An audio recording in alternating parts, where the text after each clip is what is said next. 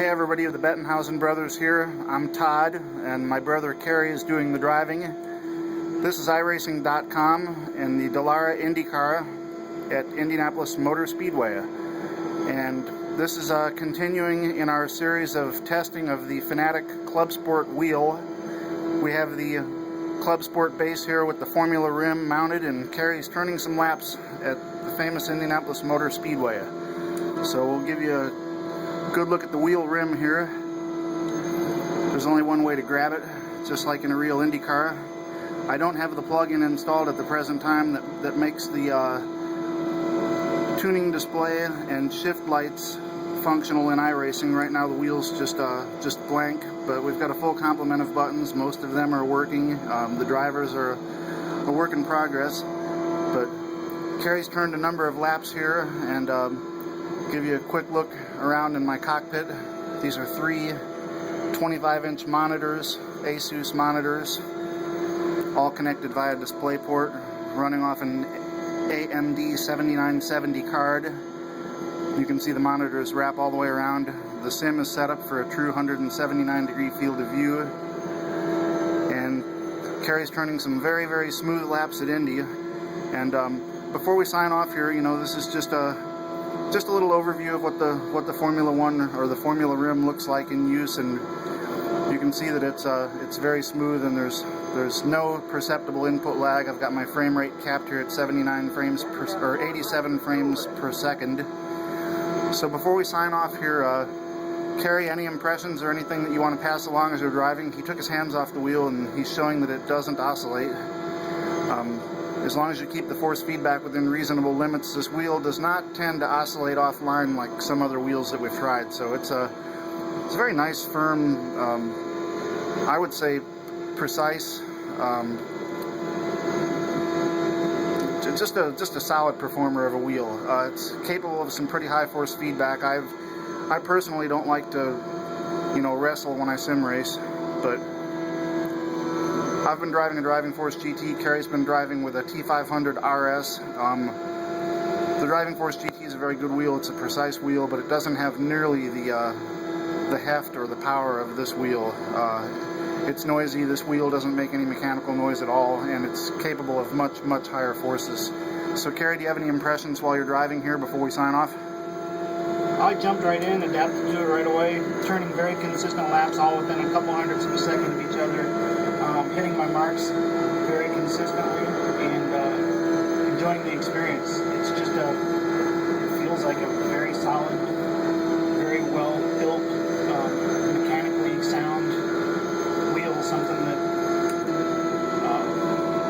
the feel justifies the price tag. Really pleased with it. No play, no slop, no surprises? No, not at all. The ergonomics are a little different. Of course, that's no fault of the wheel at all. But it does have a bit of a mechanical feel to it near center. I'm sure it's just the way the drivers and all the parameters are set up in the game or in the sim. Not an inherent fault of the wheel at all. I'm just getting used to the fact that I've got my thumbs in these holes, and that really there's only one way to grasp the wheel. It's not what I'm used to, but I could get used to it in a big hurry pretty easily. Well, you've run a whole tank of fuel here, cold turkey, first time with the wheel without any drama, so that's a pretty good sign that you're getting used to it. No, I haven't touched the thing. Every lap's been within a couple hundred, so you see there. I got a pit, so we'll go ahead and bring it in here.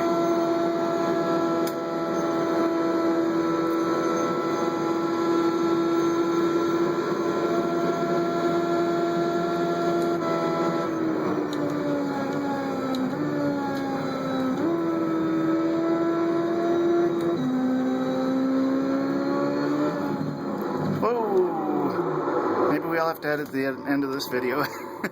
No. Let it roll. He jinxed himself, folks. I didn't hit anything. That's what happens when you're Just about ready to finish up a perfectly clean video. I really don't know why I decided to take the warm-up lane, but I should have just pitted from turn 4. Real nice wheel though. Very well behaved. Let's see. You can see how quiet it is.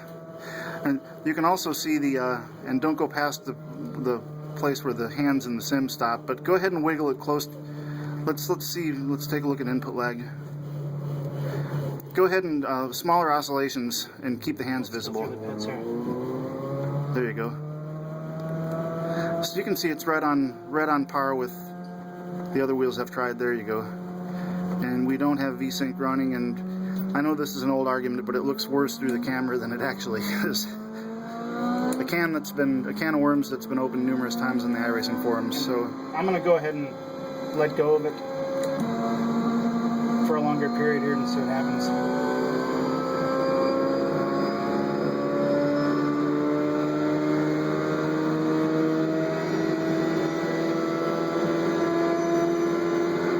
Car's gonna have a little bit of a left turning tendency. That's just the setup of the race car, but no tendency to oscillate. This time we'll pit.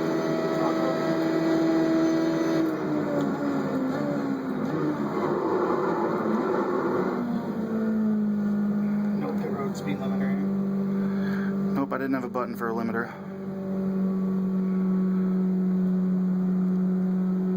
Okay, well that's about it.